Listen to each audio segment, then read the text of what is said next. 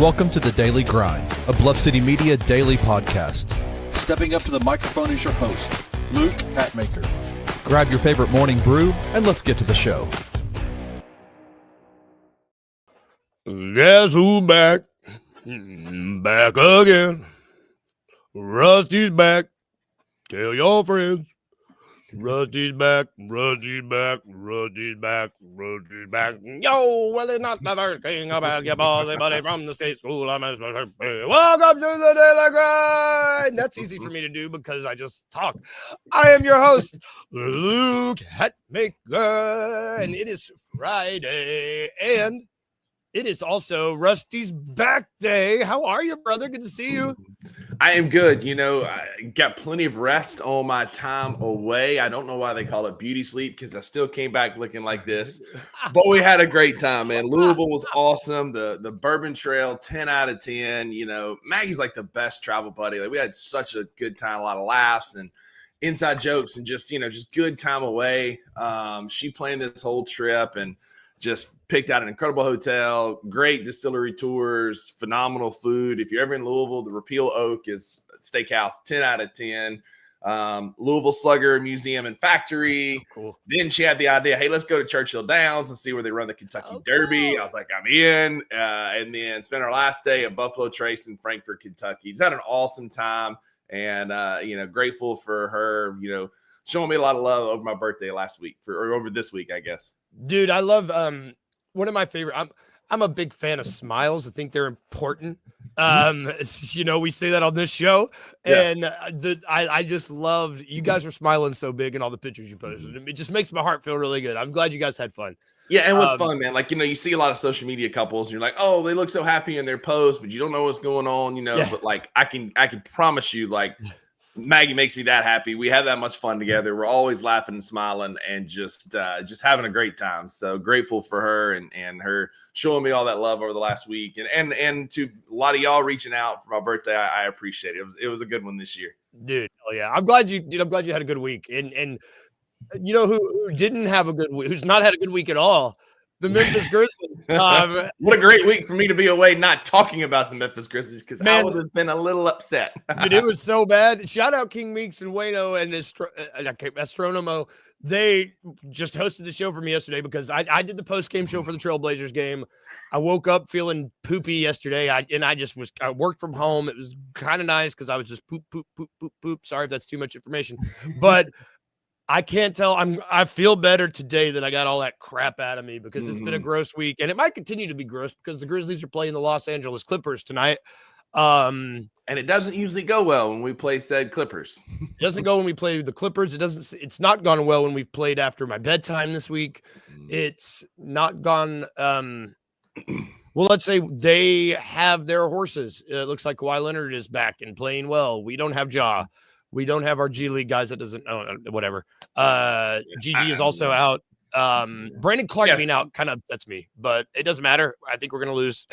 Yeah, agreed. BC's the one that really hurts. All you really got to do is if you look on the real app, the top player is James Harden. The second one is Ibaka Zubac, and he is going to dominate. He always kicks our ass and just gets every rebound, it seems like, against the Memphis Grizzlies. So, from what I've seen, I didn't watch a single minute of Grizzly basketball this week. It was actually kind of nice to take, we just took a break, right? It's not you, it's me. I just need a break kind of situation, right? So I gave the Memphis Grizzlies some room to breathe, and clearly they needed it. Tip-off's not till 9:30. If they don't care, I don't care. And I'm not going to stay up way past my bedtime to watch a basketball game that they don't care about. And so you'll know, the sad thing is, look, we'll know in the first quarter, what kind of game we're going to get. No Ja, no BC. It doesn't look promising. And so after midway through, maybe the first quarter, I might be trying to get more beauty sleep. I don't blame you, sir. We won't talk long about the Trailblazers game, but like it was kind of a kick to the balls. Staying up and watching it and being like, whoa, there's not only is there no dog in this fight, the dog got taken out back and put down. That's how it felt. And it was against the Trailblazers. And this is tonight's game is totally different because Clippers are their team that I don't want to see. I don't want to play. We ranked our playoff matchups. They're near the bottom of who I want to see. especially the way Kawhi has been playing the best basketball he's played in a long time. Yeah. And it's like you said, this team always plays us quite well. Mhm. Specifically the Zubac matchup. He always goes for what, like 28 and 14. Yeah, it's ridiculous. And quickly on that Blazers matchup, like we've owned them this year. We had one of our biggest margin of victory against the Trailblazers. And for us to go out and lay a 10-point fourth quarter, not have a single lead for the entire game, and just get absolutely abused by Donovan Clingan on the boards, like it was tough. Again, I didn't watch it. I watched the highlights, I guess, the lowlights the next day, and it just like it was apathy, and that's been the hardest thing for me to see so far. And I don't know, I'm a known Taylor Jenkins hater or whatever. Like it starts with the coach, and if the coach isn't in, coach can't get it done, players aren't going to get it done. Like there's plenty of blame to go around. You've got Ja being disinterested and not playing. Who knows what's really going on, because we went from a shoulder soreness to a hamstring soreness to now a hamstring strain. It's just a weird time in the Memphis Grizzlies season, and it's not going to get a lot better tonight against the Clippers. And then don't peek ahead, but the schedule doesn't get a lot easier over the next week and a half. You know what? I wasn't planning on doing this, but let's look. I want to look at the. You want to look at the next week and a half? Just see what we're looking at. I got it pulled up right here. You got it, because I don't. We got the Blazers tonight. game. Yeah, lost. Yep. The Jazz at the Jazz on Tuesday. So we should win that one, because they are trying to tank really well. They're doing a really good job of tanking. But they are, and they still almost beat us the last time we played them. So like, it's not like it's going to be like a massive. Like I don't know. Like it's a win. Like you should, and what the Memphis Grizzlies should do, and what they do are often different things, right? But we play at Utah on Tuesday. Before wrapping up the road trip on Thursday at Oklahoma City. Not gonna win that one, probably. Then we come home for Will Oklahoma sit anybody? Because they've clinched. I think they clinched last night. I don't think so. I think they're gonna play. They'll still be playing their guys. B, it's Memphis. Like they're the great value Grizzlies. I think they'll try and make a point. I've been trying to manifest. Sure. I'm trying to manifest. I've done it all every time this week. I've been like, maybe they'll sit their guys, but it's not gonna happen. And then we play the Lakers on Saturday and the Celtics on Monday. Good. That's how we finish out the month of March. Good. We could lose all those. But you don't. And then April starts with the Warriors. So yay. Hey, the only good thing about April is we are not the Rockets in April. Rockets got a hard April, but they do have a hard April. We've got a hard rest of the way, and it sucks because every game counts now, and every game counted last time. I don't know. They should have gone in with the mindset 2 days ago, every game counts, and they didn't. And now every game counts more. And I just feel like they're in more dire straits than they were. Like that's it. Nerds on Twitter were just saying, "Oh, it's just October. Like, yeah, we lost to the Bulls and the Nets, but it's October. We'll figure it out. It's November, and yeah, we didn't play great, and we lost to." The Clippers, and we lost to the Kings, but it'll be fine because next month's December. Well, it's still March. We hadn't figured it out. We're still losing games we shouldn't be losing. I've got a lot of gripes with players not playing. I got a lot of gripes with how our injuries once again have bit us. Everybody loves to laud Taylor Jenkins because the players like him. To me, that's probably one of the biggest criticisms I could have of him, is that they like him, and dancing before the Trailblazers game pissed me off to a level it probably shouldn't have. But if you're going to dance after you taking care of business, not before the game, and you go out like a freaking egg and get dominated by a Trailblazers team. Get the out of here, man. There's so much frustration around the entirety of this team that we're still making October mistakes in March and giving away games, Luke, like you said, when they matter more. Now we're going to have to play forced and pressed basketball against teams who will make you pay if you're trying to force the issue and turn the ball over, which we are prone to do. Mm-hmm. Man, there just seems to be a level of disconnect on this team right now on every level, from the front office to the coach, to the team, to the players. It just seems like everybody is marching to the beat of their own drum, which I normally like, but as an individual, not as a team. This is a team, this is a franchise.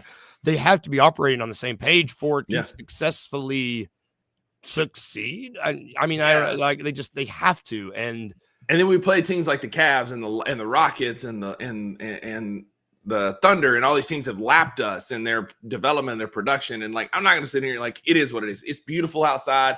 I just had a great birthday week. Spring is here. Like, it's going really well outside of the Memphis Grizzlies. We're not going to be all negative this morning. Shout out Top from Twitter. I was going to put this up. Yeah, shout out Top Twitter. Like, it's got to be everybody, right? Because like the front office is held firm and double down on youth. And maybe this is partly our fault as fans, Luke, for setting these high expectations. Wayno was trying to like bring us down a few notches and say, hey, just, pump the brakes. But we didn't listen. No. Shout out Wayno, who's probably asleep. He's sleeping. Not in the comments. But I think it's on everybody, Ty. I think you've got, you got to look at Zach Kleiman for doubling down on youth at the trade deadline. But if it's, if he doesn't think our window's open yet, then he made the right move. It's on our superstars, a superstar for not playing. It's on a head coach for being goofy and doing weird things with rotations and starting John Conchar at the 5 coming out of the halftime the other night. Like, it's too much goofiness in my opinion, Luke. My opinion is there's plenty of blame and accountability needs to go around to everybody. What are your thoughts? Well, I completely agree. And it's like, there's so much of it needs to go around. And there's no one on this team holding there's I think it was God, my shows are running together. Nate said on the post-game show on Wednesday, there is not an adult in this locker room. And that goes from the owner to the and to shout out Robert Parra. He's 45 years old. I looked this up last night. He's like the youngest owner in the league. He's young dude who we don't know, but it doesn't seem like he's willing to pony up a lot for he is for these guys, but like trade asset wise, we're not willing to spend and go get these guys. We're a small market. Right. I don't want to say he's cheap, but it doesn't seem like he's doing his utmost to help us win. It seems like Kleiman, we keep saying like, yeah, you can keep trying to make these moves, but you need to just go out and do it. Like it's a lot of talk. And I don't know who. I had time to while I was on the toilet yesterday, I had time to think about Nate's thing about the adult in the room. It was supposed to be Marcus Smart, and it was such a failure on every level. It was a failure on Kleiman's level for going out to get him and giving up the what he had to get him because it didn't work out. It was a failure on Marcus's level for not showing up and doing what he was supposed to do. It's just like I think that was the answer that we were trying to. That was who was supposed to hold these guys accountable, and turns out he couldn't even hold himself accountable. It was the biggest way. It was just such a. And then you got, I agree 1,000%. And then I think it was DeMichael Cole that said that there was a closed door players only meeting after the Hawks game. That was weeks ago. Clearly it's not going well. So like, that tells me like, okay, the players can't figure it out. We got a coach who looks like Bobby Hill is too busy reading a Waffle House menu over there. And he's not actually doing anything but math. And like, you can tell he sticks to a script. Like there's no feel of the game whatsoever. So you got players who aren't responding to each other. You got a coach who doesn't know his butt from a hole in the ground. And it's just not cohesive right now. And so, Luke, like, again, this is the last negative thing I want to say. I'm not optimistic about the Clippers game tonight. We got a brutal stretch ahead of us. Maybe this is the wake-up call that we need going into the offseason that, hey, like, we've got potential here, but something's holding us back, right? We don't have that vet presence. Our wing situation is just as muddy as ever. Our superstars aren't stepping up, and we got a coach who's a bumbling idiot. So, like, maybe this is this is what we need to the kick in the pants to head into the offseason. That's the way I'm looking at it. Do you so one thing, just real briefly on the TJ thing, I've always my biggest thing is I have a really hard time trying to feel like, well, who do you hire in this place? I got a few names. I got a couple that I like to do. Do you think that does this team respect? And this is just something that I've been trying to keep an eye out on. Just what this team at this point in the season, I'm looking a lot at the bench, just the interactions, like because it's such a weird time. I think it was in our group chat where the video was going around of Ja just looking so dejected and annoyed with Taylor. Yes. I'm trying to. Oh yes. Yes. Where he was just like rolling his eyes at him and and it's just, I'm looking at this stuff. Does this team respect Anthony Carter more than they respect Taylor Jenkins? Probably. Yeah. Cause AC stands up on the bench and you can tell there's like some connection there, right? Like you listen to AC, but like, I like AC. He's great, but he ain't the one, man. Like you've got to get a new voice. And I think it's going to be, to me, it needs to be a former player who's been there. And so that's why guys like Damian Stoudemire, Georgia Tech, Sam Cassell is names that keep coming up that I like both of those names. Mike Brown, formerly of the Sacramento Kings, has won some basketball games. Like there's names out there that you could go get that they'll listen to. I just think it just needs to be a new voice at this point. I keep going back to the Cavaliers blueprint, what they did this year, where they had their core, and you could even go back and even, I mean, maybe not. My mind, I don't know why.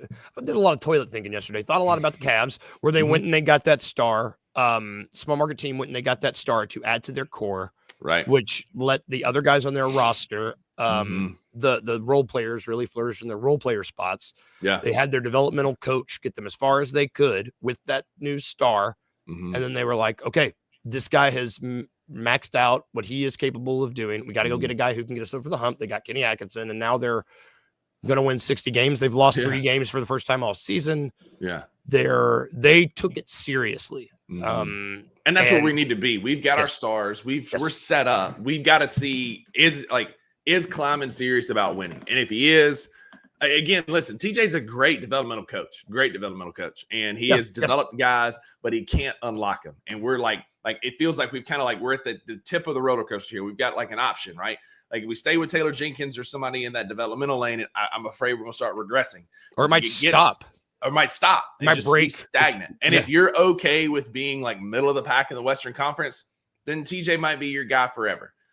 But if you want to win and get over that hump, it just feels like it's time to make a change. And again, TJ will land on his feet. You know, people will say, oh, well, he'll get a job immediately. Absolutely. In Charlotte or Atlanta or San Antonio with a young core to develop them. And it's going to be the same song and dance. He'll go there. He'll develop them, get them to a certain point. And if they want to get over the hump, they'll get a new coach. And that's just, there's nothing wrong with being a developmental coach.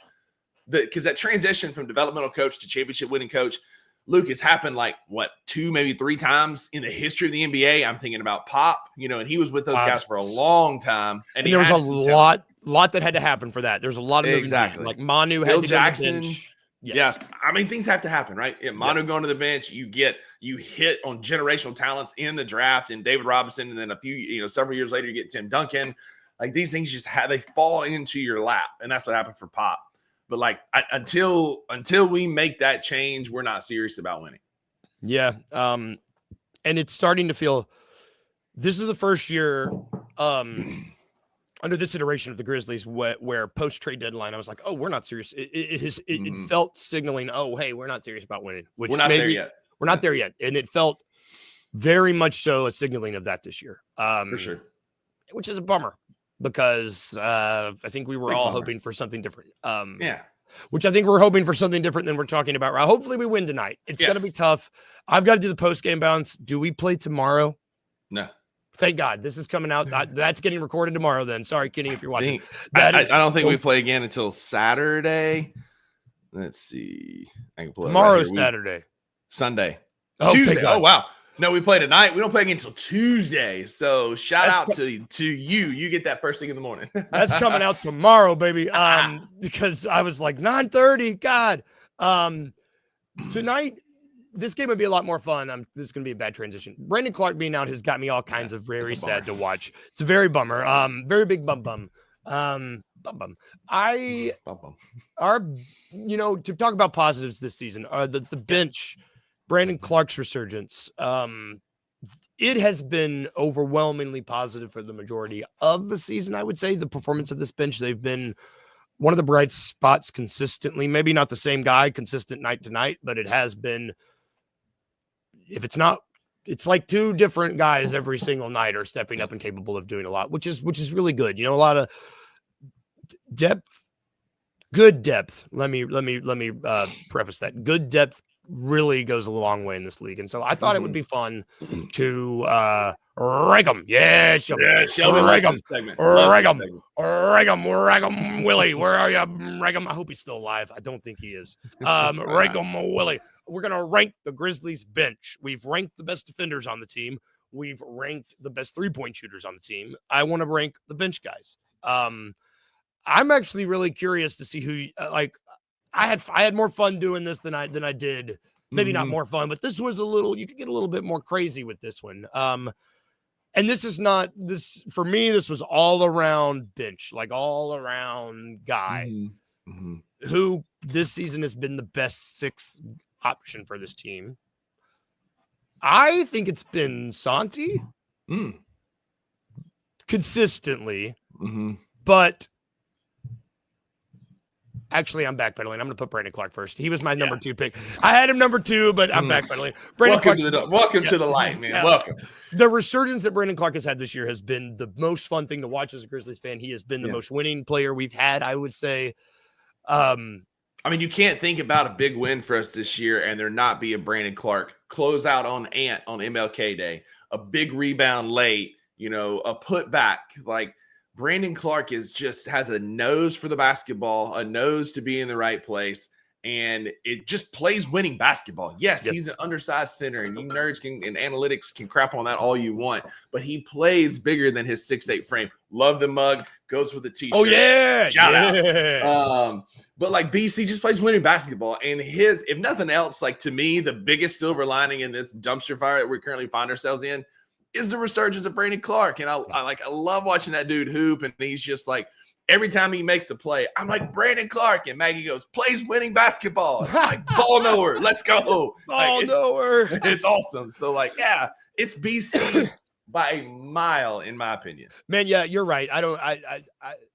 I was in my mind, I had this big thing ready for Wayno. He's not even here. So, yeah, we're going to do BC. And it's wonderful, too, because he's been like, I feel like the one guy this season too, where it's like, oh, early on, we were like, oh man, this isn't working. Rather than try to make it work, they were like, bro, yeah, you know what? Quit shooting threes.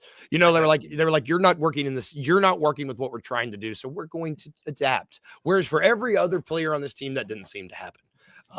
But they done right by Brandon Clark this year. They were like, hey, have the same for you, brother.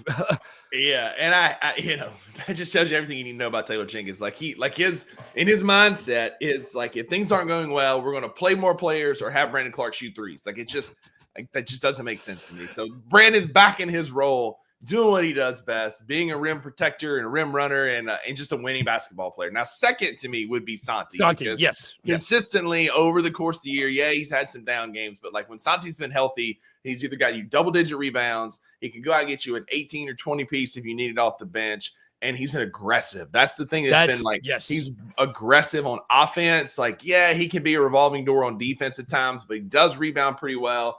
But at least he shoots. Luke Kennard is not even going to sniff this list for me because of how unaggressive that guy can be. Now, there's been games where he shot threes well or he's, facilitated the offense. But, Santi has been aggressive and at least shoots and tries to make plays happen. So, for that, I'll tip the cap and put Santi second on my list. And he brings that edge off the bench now that he wasn't bringing before. Like when he gets mad, he's like – and I really hope that we sign him. I think we will. I like, and he fits well with what this team, like him and Brandon off the bench together is the two, as like, that's an athletic front court that can provide, gives you a lot of hustle, gives you a lot of options. I'm with you. Yeah. Who'd you have third? So I'm curious if we have the same guy.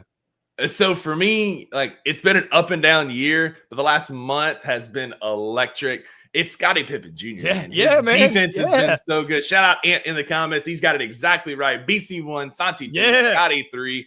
Scottie has been playing so good, especially defensively. He's not afraid to shoot threes, but every time down the court and Scottie's on the court, I anticipate a steal, a tap away, something, because he just picks your pocket and he's so aggressive without fouling. Pips are I might trust Scottie Pippen Jr. in the playoffs because he's been playing so good over the last month. And so, again, another silver lining in what's a dumpster fire right now has been the resurgence of Scottie Pippen Jr. playing some of his best ball of the season. Scottie's third on my list. Man, I'm right. I feel like we're in a cave because I'm going to echo what you said. I was going through the list and I was like, you know what? Yeah. I think Scottie's in my top 8 in the rotation right now, and I think he's earned it. And I don't think he's no slouch. I would actually be the 7th man, right? If you got 80 starting, BC's your 6th man. Scottie might be number 7.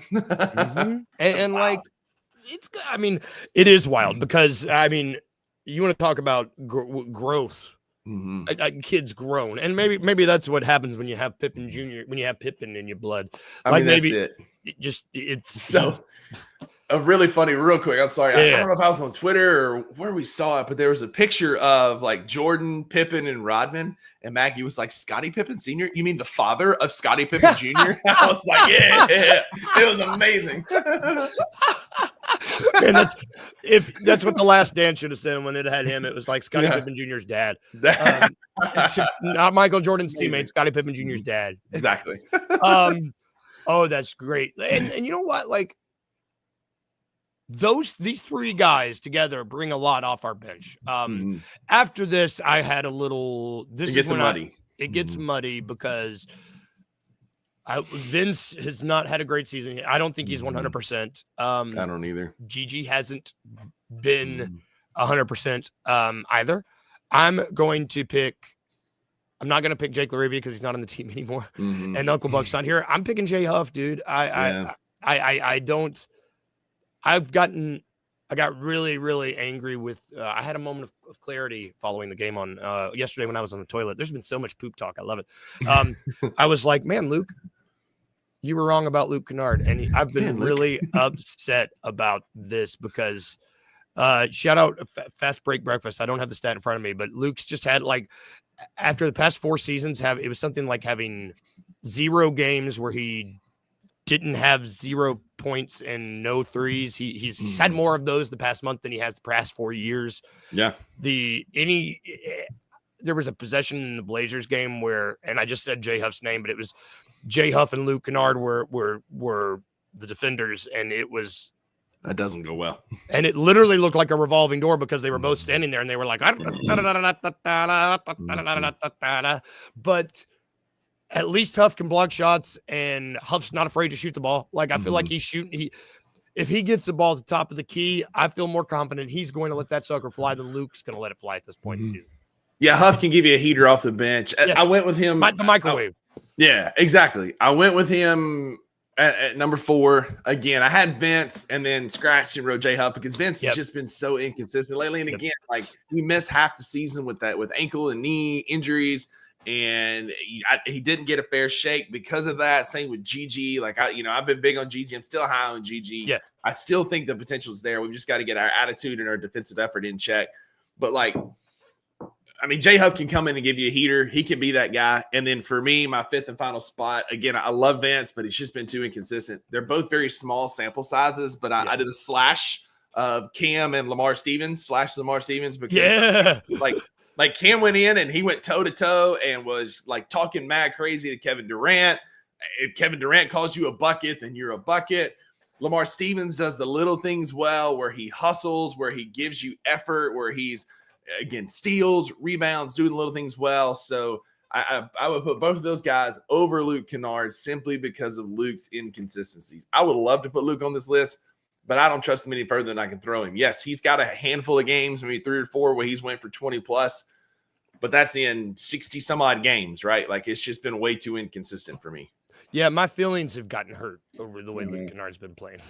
I just don't. He's really moved down my list of favorite Lukes. Like we've got like Hatmaker, Cool Hand, Skywalker. Like there's several more, and then Luke's down at the bottom. Kennard's which is a bummer, man. Like I one of my favorite pieces I've ever written that I loved. It was after maybe 2 seasons ago.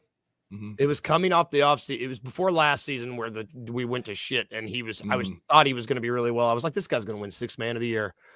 Worst take, one of my worst takes, and it really upsets me. But so the top 3 of this list, I'm very happy with, and I think that you throw those top 3 with our starters, and you get Vince and you get Gigi back on track. That's a 10-man rotation that I don't want to mess with any which way.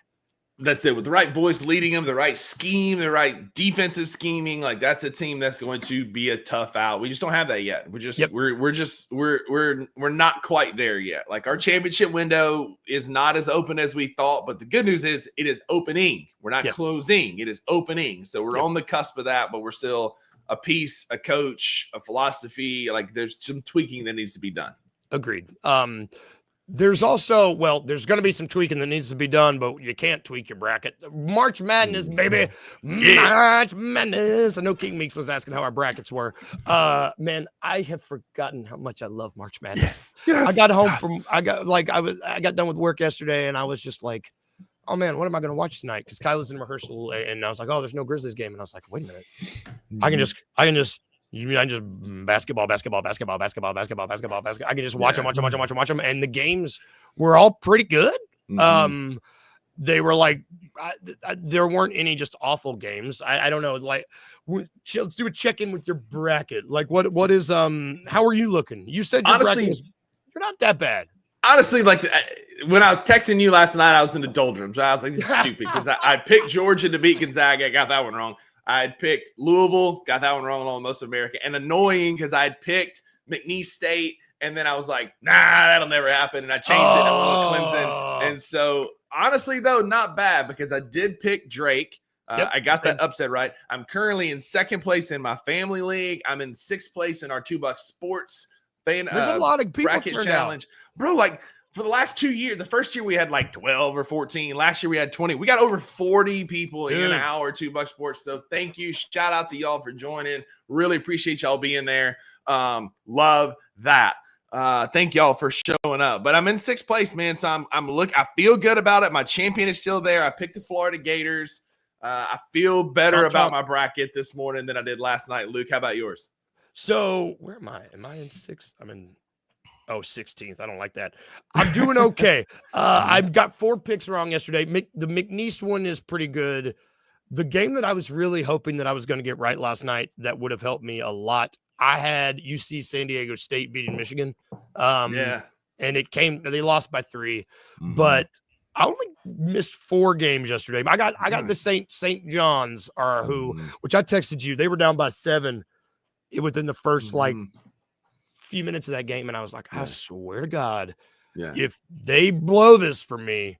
But no, man, I'm pretty good. UT looked good. That was the first game I watched. I picked Arkansas real quick. This is a very niche joke, and I own that. I picked Arkansas over Kansas, and then there's this really niche joke because I am a college baseball junkie, but it's a good thing that St. John's did beat Omaha because Arkansas cannot win in Omaha. So there you go. Man, love it. There's Ole Miss. Wait, Mississippi State play today? So Mississippi State plays today. I do have a couple upsets today. I picked Grand Canyon over Maryland is one upset that I went with. I like Grand Canyon's a pretty good little basketball team. I picked North Carolina Ole Miss because I'm drinking the haterade. F those guys. Hail State, baby. But those are my 2 upsets for today. Grand Canyon over Maryland, North Carolina over Ole Miss. My upsets today, well, they're not. Are these upsets, Luke? Did you do? Yeah, so I've got, if you count Vanderbilt as an upset, 10-7. And then I've got this one. As I've been going back through my bracket, this is the one that jumps out to me. It's like, Luke, were you drunk?